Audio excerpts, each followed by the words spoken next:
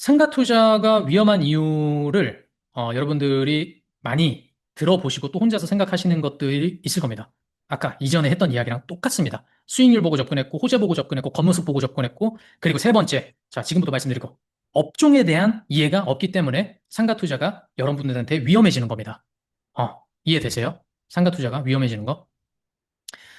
이 업종을 제가 뒤에서 조금 더 자세하게 설명드릴 거예요. 그리고 1번, 2번부터 간단하게 빨리 설명드릴게요. 수익률만 보고 접근하면은 여러분들이 어떤 실수를 범하는지 한번 보실게요. 자, 어떤가요? 이거 보시면 어때요? 기대감이 올라갔다. 6월 분양 앞두고 막 난리 났다. 수지구청이야. 롯데캐슬 단지는 상가다. 뭐 장난 아니다. 뭐 6%의 수익률을 확정 수익을 기대할 수 있다. 빠른 분양이 마감이 예상된다. 아, 그러면 이 이야기들만 보고 구입을 하거나 이런 분양사들의 이야기만 보고 수익률만 보고 구입을 한다면 모든 분양상가를 구입하신 분들은 다 성공했겠습니까? 그쵸? 다 성공했겠네요. 전부 다. 애초에 분양상가를 구입해가지고 잘 된 사람이 솔직히 손에 꼽아요. 왜냐면 분양상가라는 거는 비싸게 팔아야 하기 때문에 내가 받을 수 있는 월세를 최대치로 올려놓고 이야기를 합니다. 예를 들어 제가 판단했을 땐 여기 150만 원밖에 못 받아라고 생각을 했는데 분양하는 곳에서는 여기 뭐 350만 원, 300만 원까지 받을 수 있어요. 이런 식으로 분양을 해요. 근데 제가 아까 뭐라 그랬죠? 상가라는 부동산은 월세 대비해서 매매 가격이 정해집니다라고 말씀드렸죠. 그것처럼 분양하는 상가가 뭐 300만 원 월세 받을 수 있을 거예요. 받을 수 있습니다라고 해서 분양을 받았어. 그럼 내가 300만 원에 대한 매매 가격을 주고 구입을 했잖아요. 근데 내가 막상 구입을 하고 나서 월세를 놓으려고 하니까 150만 원밖에 못 받아. 그러면 내 상가 가격은 150만 원 받는 상가 가격으로 형성이 되는 거예요. 그럼 매매 가격이 거의 뭐 반토막 났죠. 그렇죠? 그런 경우가 굉장히 허다합니다. 그래서 수익률만 보고 접근하고 이런 막 홍보물만 보고 접근하면 넘어갈 수가 있다. 우리가 아까 가장 중요하게 생각한 거 호재 뭐 수익률 어쩌고 다 필요 없고 장사가 잘 될 거냐. 그리고 뭐 업종 이야기도 했고 이런 거 보고 접근하는 게 아니고 이런 것만 보고 접근하면 여러분들이 이런 홍보에 넘어갈 수가 있다. 따라서 수익률보다 더 중요한 한 가지. 지금 현 수익률이 4%를 받고 있어도 내가 이 4%인 수익률인 상가를 사서 구입한 다음에 6%, 7%, 8%까지도 올릴 수 있는 상가인가? 그게 훨씬 더 중요합니다. 이해되세요? 이해되시나요? 조금 헷갈리는 이야기일 수가 있어서 이해 안 되세요? 자, 간단하게 설명드릴게요. 제가 구입을 딱 했어. 내가 지금 이 상가를 구입했는데 지금 구입할 때 수익률이 4%래. 내가 4%짜리 수익률을 구입을 했는데 구입하고 나서 아까 뭐라 그랬죠? 제 전략은 월세를 높여놓는다 그랬죠. 월세를 높여가지고 내가 구입한 다음에 수익률을 5%, 6%, 7%까지 올려놨어. 그런 상가가 좋은 상가다라는 이야기입니다. 이해되세요? 이거 이해돼야 됩니다. 이해되세요? 자, 시간이 없어서 Q&A 시간에 더 질문해 주세요. 이해 안 되시면. 자, 그리고 두 번째, 겉모습만 보고 판단한다. 이거는 아까 앞서 설명드렸던 것처럼 그런 오류를 범할 수 있다라는 말씀 드린 겁니다. 겉모습보다 중요한 것. 제가 계속 얘기하죠. 장사가 잘 될 만한 곳인가? 사람들이 많이 다니는 곳인가? 그런 사람들이 이용할 만한 곳인가? 자, 그리고 세 번째, 업종에 대한 이해가 없다. 중요합니다. 이거 중요합니다. 업종에 대한 이해가 없다라고 한다면 뭐가 문제가 발생하냐면 평수의 선택을 실수해요. 그리고 위치 선정에 실수가 있습니다. 무슨 말이냐? 내가 상가를 구입했는데 업종에 대한 이해가 없다 보니까 내 상가에 어떤 업종이 들어올 수 있어 이걸 계산 안 하고 산 거야. 그러면 평수 같은 경우는 예를 들어 내가 산 상가가 위치적으로는 병원이 들어올 수 있다. 병원이 들어올 수 있는 상가를 샀어. 위치적으로는. 근데 평수가 전용 면적으로 뭐 10평이야. 뭐 20평이야. 아니면 15평이야. 뭐 이런 식으로 구입을 했어요. 그러면 병원이 들어올 수 있을까요? 병원이 10평, 15평에서 할 수 있을까요? 없겠죠? 그런 실수를 범할 수가 있다. 그리고 위치 선정의 실수라는 건 무슨 말이냐면, 나는 이 상가를 구입할 때 커피 전문점, 저가 커피 전문점이 들어올 수 있을 거야. 라고 해서 구입을 했어. 아니면 대형 프랜차이즈가 들어올 수 있을 거야. 라고 생각을 하고 구입을 한 거야. 근데 알고 보니까 해당 상가가 대형 프랜차이즈들이 선호하는 위치가 아닌 뭐 이면이라든가 유흥업종이 바글바글한 곳이라든가 뭐 이런 곳에 내가 상가를 산 거야. 그러면 거기에 내가 원하는 그런 업종이 들어올 수 있을까요? 못 들어오겠죠. 못 들어오겠죠. 이해되시나요? 그러니까 업종에 대한 이해가 없다. 어떤 업종은 어디에 어느 위치에 잘 들어가고 어느 정도 평수에 잘 들어가고 이런 이해도가 없다면 이런 실수를 범할 수가 있다라는 말씀을 드리는 겁니다. 그러면 안전한 상가 투자. 그래서 어떻게 하는데? 그거 다 어떻게 해야 되는데? 간단하죠. 수익률만 보고 접근한다? 그거는 수익률을 올려가는 방법으로 접근해야 됩니다. 그리고 겉모습만 보고 판단한다? 그거는 겉모습 보고 판단하는 게 아니고 장사가 잘 될 것인지 안 될 것인지 판단한다. 업종에 대한 이해가 없다라는 거는 어떤 업종이 적합할지, 내가 상가를 사는데 이 상가에 어떤 업종들이 들어오는 게 적합할지 판단을 한다라는 이야기를 드린 겁니다. 자세히 할 거예요, 뒤에서. 월세 수익 시세 차익 발생 구조는 어떤 방식으로 발생을 하냐. 일단 짚고 넘어가야 할 부분이 아까 말씀드렸죠. 저평가되어 있는 거 사야 된다. 그래서 월세 인상 여부, 월세를 내가 올릴 수 있는가 판단하셔야 되고, 월세가 올라가잖아요. 그럼 내가 월세 순수익 올라가겠죠. 그리고 금리가 내려가잖아요. 그럼 내가 월세 순수익 더 올라가겠죠. 그러면 어떻게 되냐? 점점 매도 가격이 올라가게 됩니다. 이해되시죠? 여러분들이 그래서 아까 제가 계속 설명드린 것처럼 월세 수익 시세 차이 이거 다 두 개 머릿속에 기억하고 이걸 짚고 넘어가셔야 한다라는 말씀 드립니다. 이 모든 거 있잖아요. 이 모든 거 1, 2, 3번. 이게 정상화되는 시점이 우리가 원하는 큰 수익을 내는 시점이다라고 생각하시면 됩니다. 내가 원하는 수치까지 월세가 올라갔어. 그리고 내가 원하는 만큼 금리가 떨어졌어. 그러면 그때 내가 월세와 시세 차익을 둘 다 얻는 그런 시점이 될 수가 있다. 따라서 여러분들 지금 당장 내가 구입하려고 하는데 물론 어느 정도의 수익률은 나와야겠지만 이게 저평가돼 있기 때문에 지금 수익률밖에 안 나오는 건지 아니면 이게 고평가돼 있는데도 불구하고 이 정도 수익률밖에 안 나와 있는 건지 그걸 여러분들이 판단할 줄 아는 눈을 기르셔야 한다. 이해되시죠? 그랬을 때 우리가 시간이 흐르고 흘러서 월세 정상화 시키고 수익은 올라가고 그렇게 두 마리 토끼를 다 잡을 수 있을 거다라는 말씀 드린 겁니다. 제가 실제로 한 건데요. 저는 4억 6천5백에 해당 상가를 샀습니다. 대출을 많이 안 꼈어요. 이때 현찰이 좀 있어서 대출을 많이 안 꼈고 2억 3천만 원 대출을 받아서 취득세 이렇게 내고 보증금 3천에 현재 올라갔죠, 월세가. 당연히 제가 항상 월세 올릴 수 있냐 이걸 기준으로 산다고 했으니까. 그랬을 때 여러분 지금 보시면 215만 원까지 올렸잖아요. 그러면 충분히 올렸네 라고 생각하실 수 있겠지만 저는 이 상가를 어떻게 분석을 하고 판단을 했냐면 여기 월세 280만 원까지는 받을 수 있는 곳이다 라는 판단을 하고 이걸 구입을 한 겁니다. 그래서 실제로 280만 원 제가 원하는 월세까지 상승이 되는 시점이 온다라고 하면 그때는 매도 가격이 올라가게 됩니다. 시세 차익은 이렇게 나오겠죠. 이해되시나요? 이런 식으로 저도 접근합니다. 실제로 제가 투자하고 있는 방식이 이런 방식이기도 하고요. 공실이 한참 뭐 경기 안 좋다 어쩐다 저쩐다 하는데 저는 월세를 오히려 올렸다. 그리고 앞으로도 올라갑니다. 계속. 왜냐면 저평가되어 있었기 때문에. 그럼 여러분들이 이거를 전략적으로 접근하려면 단계가 있어요. 첫 번째, 임대 안정성 먼저 확보합니다. 지금 내가 구입할 때는 월세를 100만 원을 받고 있어. 보증금 1000만 원에 월세 100만 원을 받고 있어. 매입을 3억에 했을 때. 그러면 수익률이 4.1%가 나와요. 그랬을 때 제가 아까 뭐라 그랬죠? 4.1%가 끝! 이게 아니기 때문에 여러분 걱정하지 마시고 내가 그럼 수익률을 더 높여놓을 수 있는가를 따져보셔야 됩니다. 라고 말씀드렸죠. 그러면 첫 번째 목표는 4.1%인 수익률 상가를 구입을 해서 임대 안정성을 어느 정도 확보를 합니다. 아, 이 사람이 장사를 어느 정도 하고 있구나. 그리고 이 사람이 나간다 하더라도 다른 사람이 교체가 되는 그런 권리금을 주고받고 다른 사람이 들어오는 그런 시점이 올 수가 있겠구나. 그럼 그런 시기 때 재계약을 하거나 또는 임차인분이 바뀌어. 그랬을 때 제 상가도 실제로 그랬어요. 임차인분이 바뀌면서 월세를 확 올릴 수가 있었던 겁니다. 권리금을 받고 나가셨어요. 그런 식으로 임차인의 교체에 인상 여지가 있는지, 그리고 인근 시세가 상승하는지, 뭐 이런 것들 따져보시는 겁니다. 일단 매입을 하신 다음에. 이해되세요? 그런 다음에 내가 월세를 만약에 원하는 만큼 150만 원까지 난 받을 수 있을 거라고 생각해서 올렸어. 그러면 그때는 우리의 수익률이 6.2%가 되는 겁니다.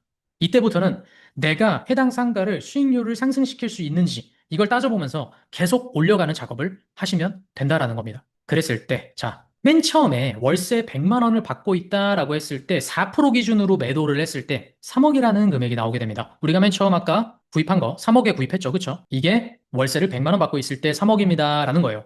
근데 내가 똑같이 4%로 판매할 거야. 근데 내가 월세를 150만 원까지 올렸어. 라고 했을 때는 4.5억까지도 받을 수가 있다라는 겁니다. 이해되시나요? 그럼 시세 차익이 발생했죠. 월세가 올라갔으니까. 상가는 월세가 올라가면 매매 가격이 상승한다라고 설명드렸죠. 그래서 월세 수익은 현재 현금 흐름입니다. 지금 당장 나한테 들어오는 생활비든 투자금이든 모을 수 있는 여력이 생기는 거 월세 수익이고 시세 차익은 내가 그런 걸 받아가면서 미래의 보너스의 개념이다라고 생각하시면 됩니다. 월세를 높이는 과정이 시세를 높이는 과정이다라고 생각하시면 됩니다. 한마디로 월세 상승이 가능한 상가는 시간이 지날수록 자산 가치도 함께 상승할 수가 있다라는 이야기를 여러분들한테 드린 겁니다. 그럼 이런 생각 하시겠죠? 알았어, 이놈아. 그래서 저평가 상가는 어떻게 찾는 건데? 어떻게 알 수 있는데? 라고 생각하실 수 있습니다. 자, 집중해 주세요, 여러분. 진짜 제일 중요한 부분입니다, 이제. 자, 감정가 3억 5천에 감정을 한 걸 2억 4천까지 떨어졌고 누군가가 3억 1천만 원에 가져갔습니다. 그랬을 때 대출 예상액은 2억 5천이라고 제가 생각을 했고 취득세 이 정도에 보증금 2천에 150 그리고 실제로 이게 150만 원에 임차가 됐습니다. 150, 아니 150보다 더 비싸게 된 걸로 알고 있어요. 이것도 설명드릴게요. 위치가 여기입니다. 그럼 제가 그때 계산했던 건 뭐냐면, 뭐라 그랬죠? 이 상가를 이용할 만한 사람들이 그래서 누군데, 이 해당 상권을, 뭐 여기 위에까지 있겠죠? 이걸 이용할 사람들이 그래서 누군데, 한 이 정도 되겠구나. 한 이 정도 되면, 여기 밑에 있는 분들 막 올라오고, 여기 있는 분들 막 이렇게 갈 거고, 여기 있는 분들도 뭐 쪽문 이용해서 이렇게 나올 거고, 여기 위로도 이동할 거고, 그리고 여기 밑에 있는 분들 다 비슷한 그림으로 올라오겠죠. 그랬을 때, 여기 해당 상가는 그래도 내가 어느 정도 작은 학원이나 이런 거 운영할 수 있는 정도의 수요는 잡을 수가 있겠다라고 판단을 했습니다. 그래서 평수가 전용이 30평이었던 걸로 기억하거든요. 1, 2, 3, 4, 5 여기였는데 이 당시에 이분이 나가서 공실이었어요. 그래서 여기는 학원 같은 게 들어올 수가 있지 않을까라고 생각을 했는데 그때 이제 경매가 진행이 끝나고 그다음에 부동산에 전화를 해서 물어보니까 200만 원에 내놓으셨다라고 이야기를 그 당시에 들었거든요. 근데 그거보다 조정 가능합니다. 조정 좀 해드릴 겁니다라고 이야기를 해주셨던 기억이 있어요. 그런 거 보면 한 180만 원 정도까지는 그래도 해주지 않을까라고 생각을 했습니다. 근데 여기가 지금 그 점핑 애기들 줄넘기 같은 거 있죠. 그 학원이 들어와 있습니다. 그러면 그 당시에 200만 원의 월세로 세팅을 이야기를 했는데 저는 150으로 계산을 했죠. 150으로 계산을 했는데도 73만 원이 남았잖아요. 총 투자금 5,700만 원인데, 그쵸? 근데 이거보다 더 실제로 순수익이 100만 원 이상 나오겠죠. 제가 예상한 것보다 더 받을 거니까. 근데 저는 항상 이런 식으로 계산을 하고 접근을 한다라는 말씀을 드린 겁니다. 이해되시죠? 이제 진짜 이게 피날레입니다. 지도만 보고 1등 입지를 가려내는 방법에 대해서 여러분들께 지금부터 설명드리겠습니다. 일단 제가 아까 지도 보고 막 이거저거 막 했잖아요. 근데 그거 알아보기 전에 해야 되는 세 가지가 있습니다. 배우 세대 계산하셔야 됩니다. 그리고 그 세대들이 어디로 이동할지 그 방법을 알아야 됩니다. 그 방향을 유추해야 됩니다. 그리고 세 번째, 그래서 이 사람들이 이 상가를 이용했을 때 이 상가에서는 얼마나 어떤 장사를 업종을 들여가지고 그 업종의 장사가 어떻게 될 건데 잘 될 건가 안 될 건가 그걸 따져보셔야 한다. 그래서 1, 2, 3번을 여러분들 꼭 기억해 주시고 들어주시길 바랍니다. 자, 지금 분석해 볼게요. 여러분들 오늘 내용에서 나온 상가들이 뭐 다 좋다 이런 거 아니니까 여러분들 이해하기 쉽게 설명드리려고 제가 여기 이렇습니다. 이렇게 판단하셔야 됩니다 하는 거니까 뭐 제가 오늘 설명드린 거에 대해서 보시고 뭐 저기 가서 바로 사야지 이러시면 큰일 납니다, 여러분. 그러신 분 없겠죠. 그러면 안 됩니다. 자, 상가가 여기입니다. 그럼 제가 뭐라 그랬죠? 첫 번째. 이 상가를 이용할 만한 사람들의 세대를 파악해 주세요. 라고 말씀드렸죠? 여기도 상권으로 형성이 되어 있을 겁니다. 그러면 내가 만약에 원하는 상가, 그리고 내가 생각하는 상가가 이쪽이야. 이쪽이 하나야. 그렇게 된다면 이 상가를 이용할 만한 사람들이 누군데, 그리고 얼마나 되는데를 계산하셔야 된다 그랬죠? 이 상가 누가 이용할까요?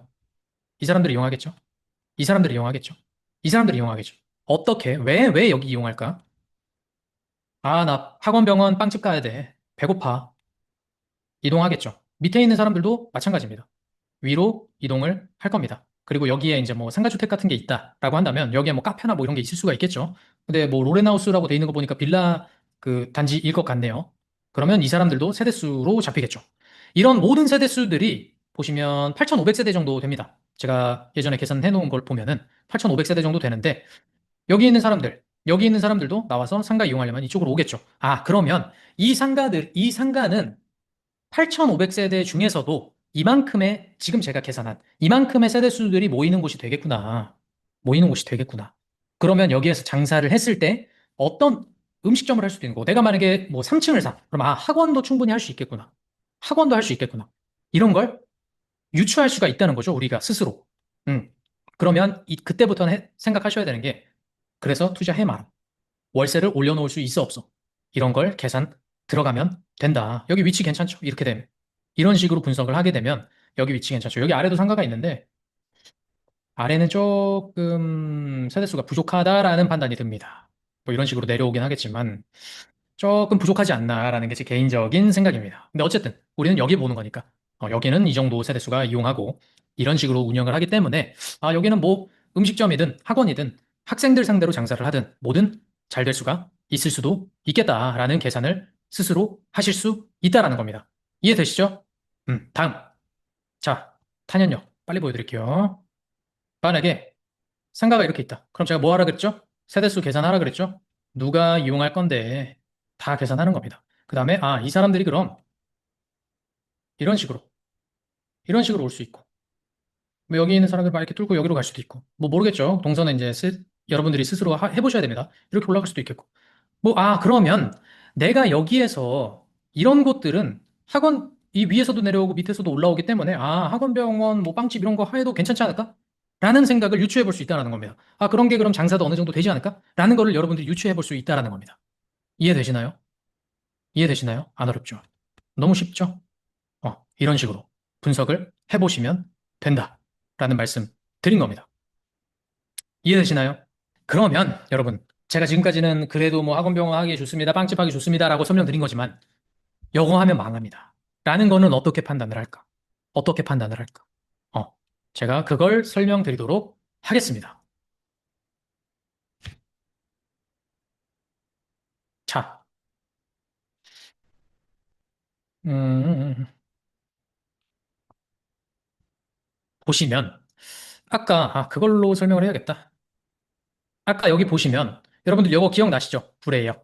그럼 제가 여러분들한테 설명드린 게 어떤 거였죠? 이 상가를 이용할 만한 사람들이 누군데를 먼저 따져보고 그 사람들을 계산해서 그 사람들이 그래서 어딜 가서 어떻게 소비를 할 건데를 계산해 보라고 하셨죠? 계산해 보라고 했죠? 그랬을 때 어디가 장사가 잘 안 될까? 어디가 위험할까를 생각해 보셨을 때 어디라 그랬죠? 말로는 번듯한 대로변이고 삼거리고 뭐 어쩌고 저쩌고 해도 이런 데가 여지없이 장사가 조금 힘든 곳이지 않을까. 이런 곳이 여지없이 장사가 조금 힘들지 않을까. 또 이런 곳도 조금 힘들지 않겠습니까? 라는 말씀을 드린 겁니다. 왜냐? 아래에 있는 분들이, 아래에 사는 사람들이 어쨌든 전체적인 동선 향하는 곳이 이쪽이잖아요. 그쵸? 그럼 이쪽 위주로 무언가가 형성이 돼 있을 가능성이 훨씬 높고, 이쪽은 무언가 약할 것 같다. 라는 생각이 지도만 보고도 판단이 된다라는 이야기입니다. 이해되시나요?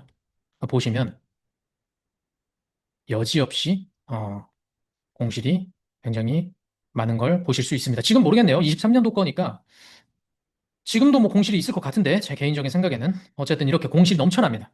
이해되시죠? 여기까지 설명드렸습니다. 그러면 자, 처음 아까 다산역 맨 처음에 설명드린 거 다산역 뭐 역세권 어쩌고 저쩌고 역세권 좋습니다. 뭐 역세권 어떻습니다. 거기에 숨겨진 함정이 있다라는 걸 여러분들께 설명을 드리겠습니다. 여러분 동탄역 아시죠? 이거 뭐 워낙 유명한 곳이라 동탄역 혹시 아시나요? 동탄역. 동탄역 하면 어때요? 막 청약 그것도 막 아파트는 되게 핫하죠? 누군가가 살고 싶은 지역이기도 하고. 그쵸? 자, 이 동탄역을 설명드릴게요. 동탄역 자체만 보면 이 동탄역이라는 건 굉장히 호재가 많고 좋은 지역이고 뭐 살기 좋고 이런 걸로 되게 주목받는 곳이잖아요. 근데 여기 상권을 보면 이런 식으로 형성이 되어 있습니다. 그러면 이 상가를 다 동탄역 바로 앞에 있는 상가들이잖아요, 이게. 이 상가를 이용할 만한 사람들이 누군데라고 계산했을 때 뭐 이런 식으로 되겠죠. 근데 야, 그러면 이 사람들이 모두 전부 다 이 상가를 이용하러 올 것이냐? 나를 이걸 따져보셔야 된다라는 건데 과연 이 모든 사람들이 다 여기로 올까요? 아니요, 안 옵니다. 왜요? 멀어서요. 아니요. 먼 게 중요한 게 아니고요, 여러분. 제가 실제 사례를 하나 가지고 설명을 드릴게요. 여기에도 예전에 경매가 하나 나왔었어요. 한 7억 얼마에 낙찰받아 가신 걸로 알고 있는데 제가 이것도 되게 안 좋다라고 생각을 했던 게 이 상가를 그래서 누가 이용할 건데를 따져봤더니 이용할 사람이 딱히 많이 없다라고 판단이 돼서 별로 안 좋다라고 판단을 했던 겁니다. 왜 그럴까요? 이 상가 위치는 1번 출구랑 동탄역 1번 출구랑 300m도 채 직선 거리가 안 돼요. 그러면 초역세권이라고 어떻게 보면 할 수 있겠죠. 그럼 사람들이 이거 분양할 때도 그렇고 막 낙찰 받을 때도 와, 이거 초역세권 상가 동탄역 바로 앞에 뭐 300m도 안 되는 곳에 상가 있습니다. 그래서 좋습니다. 뭐 이런 식으로 생각을 했을 거예요. 근데 제가 뭐라 그랬죠? 상가를 누가 이용할 건데? 그게 제가 별로 없을 것 같다라고 얘기한 거죠. 왜 그럴까요? 이걸 따져보는 거예요. 우리가 만약에 10억 무난 퍼스트빌 아파트에 산다라고 했을 때 출구가 어디죠? 여기가 있고 여기가 있겠네요. 그리고 동탄역 10억 리슈빌 여기도 있죠? 출구가 어디죠? 여기가 있고 그렇죠? 쪽문이 있다면 이쪽이 있겠네요. 그리고 여기 밑에 있는 사람들도 똑같고 그러면 아, 내가 뭐 학원 가야 돼. 아, 병원 가야 돼. 그리고 빵집 가야 돼. 라고 생각을 하는데 나와가지고 아, 그래도 빵집은 역시 그 역세권 빵집이야. 난 역세권까지 가야겠어. 이렇게 갈까요? 여러분? 집 앞에 만약에 무언가 빵집이 있다라고 한다면 그냥 집 앞에 가서 소비하지 않을까요? 여기까지 갈 이유가 없다라는 겁니다. 그러니까 목적이 있지 않으면 굳이 갈 필요가 없겠죠.